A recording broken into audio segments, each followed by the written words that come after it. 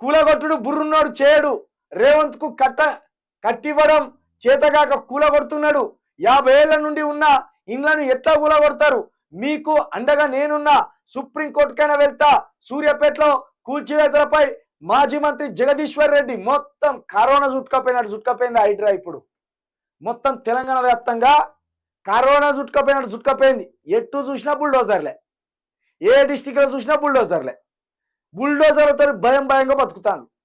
ప్రజలారా, మీరు తిరగబడి తనకపోతే ఇది ఆగది. వచ్చి పుణ్యానికే మీరు ఎక్కడ ఆక్రమించలే. మీకు ఎవరైతే అన్ని పర్మిషన్లు ఉన్నాయో, గ్రామ పంచాయతీ పర్మిషన్ కావచ్చు, మున్సిపాలిటీ పర్మిషన్ కావచ్చు, జిహెచ్ఎంసీ పర్మిషన్ కావచ్చు, పర్మిషన్ ఉన్న వాళ్ళందరూ రోడ్డు మీదకి రారు. వీళ్ళ భరతం పట్టండి, వీళ్ళ తాట తీయండి.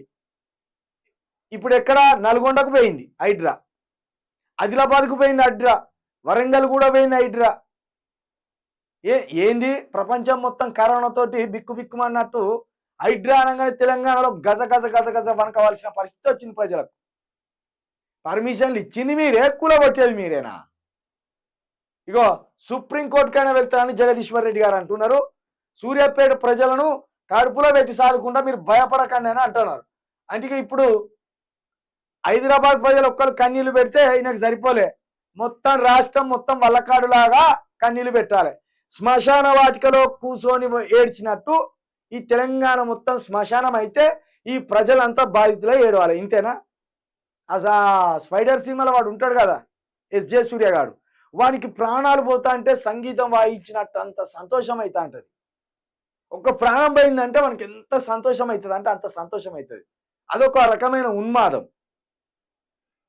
ఇప్పుడు సేమ్ తెలంగాణ సర్కార్ కూడా ప్రజల ఆర్తనాదాలు ఏఆర్ రెహమాన్ సంగీతం వాయించినట్టున్నది. వాళ్ళకు ప్రజలు ఏడుస్తుంటే, ప్రజలు గుండెలాగి సత్తుంటే ఎంత మంచి సంగీతం అన్నట్టు ఆనందపడతాను వాళ్ళు.